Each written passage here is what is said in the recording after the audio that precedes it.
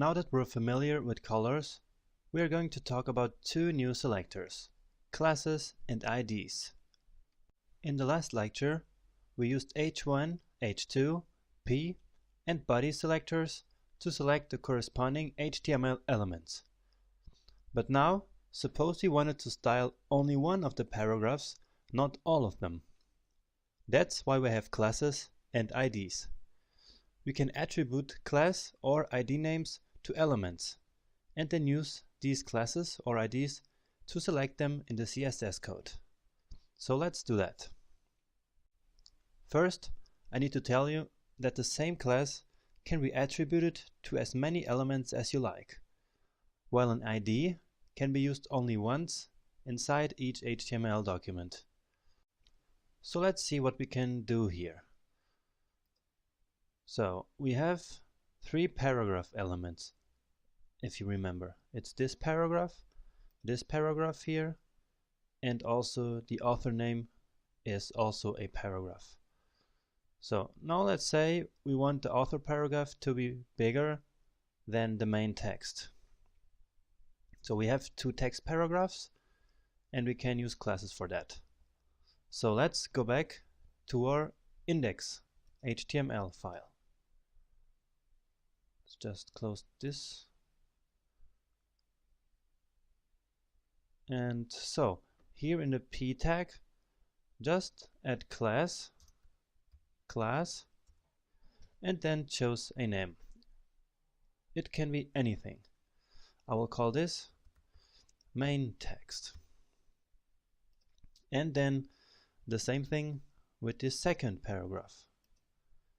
This is also main text, right? So main text. Now there's only one paragraph for the author name, so we can use an ID here. So it's just, as you can imagine, ID, and I will call it author text. And now let's go back to our CSS file. And here down here we can now add the new selectors. So to style the paragraphs with the main text class, we'll add dot main text.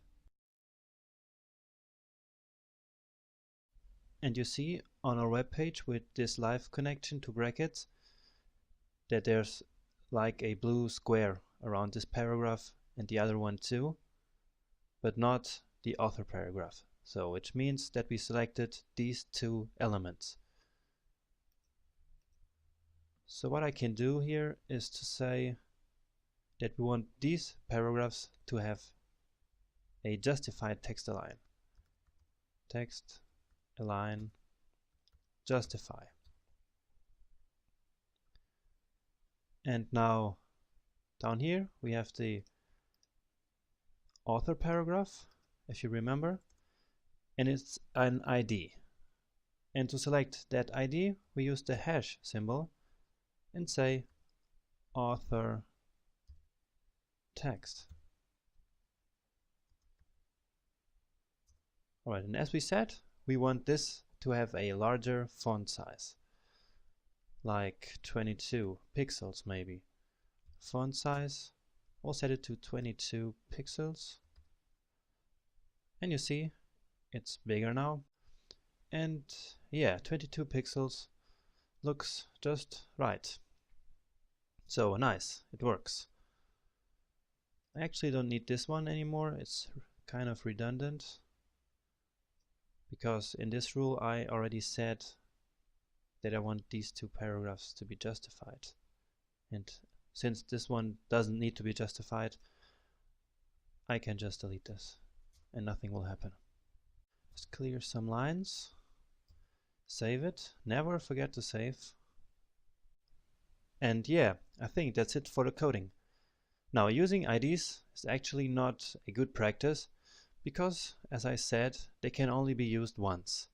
So usually we use classes for all our styling, even if we have only one class with a specific name, because we will never know what will happen to our code down the road. So let's just quickly change from ID to class right here first.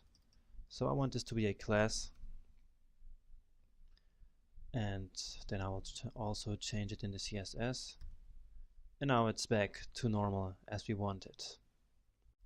Great! This was an important lecture because we'll be using classes all the time. Next up, I will teach you another very important thing in CSS.